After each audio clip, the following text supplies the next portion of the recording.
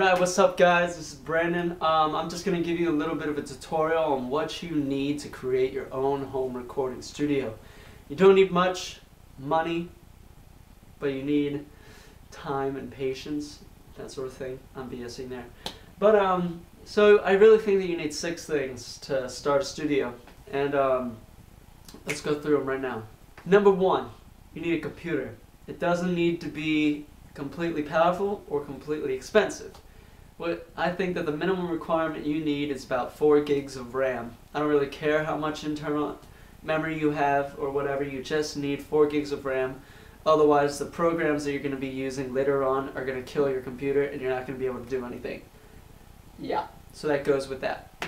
Number 2, you need an audio interface. I mean, it's common sense. How are you going to get what you record onto your computer without having an audio interface? The audio interface that I'm using is the BR800, which is right there. It's great. You need to learn what you need for your recording things. Are you just going to be doing yourself, or are you going to be doing a band? Because you need to take all this into consideration when you buy an audio interface. And that could be a digital mixer, an analog mixer.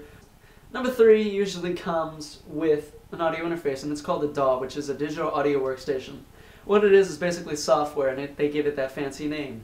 And the software is sort of like Pro Tools, an industry standard software which allows you to import your WAV files, MP3s, AIFF, audio files, and you're able to mix, master, edit, and publish those tracks. And that's what a DAW is. And that comes usually with an audio interface as an LE, which is basically a taste of what the full program will be, but it's nowhere near it. So my advice would be master the LE and then move up. Next thing that we need are microphones. Microphones come in all shapes and sizes. You have dynamic, and you have condenser, and you have ribbon. Condenser and ribbon are basically the same thing because they both require 48 volts of phantom power, which is what that's called.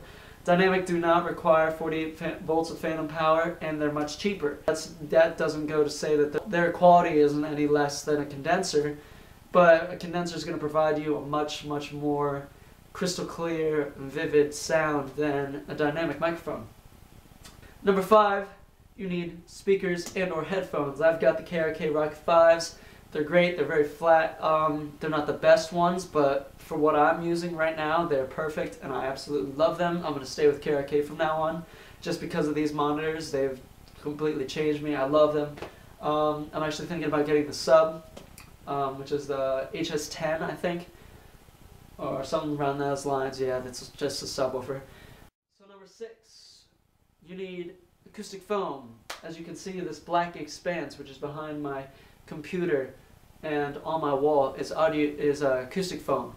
The difference between acoustic foam and soundproofing is soundproofing, you're trying to remove any sound that leaves and or enters the room that you are recording in. That requires the floating of rooms and stuff like that. It's expensive, it's time consuming, you don't need it.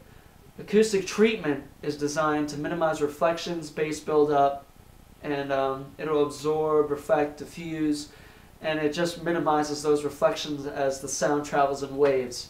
And so once you have all 6 of those things down, you have them in your studio. It doesn't need to be expensive. I think you're well on your way to having a studio.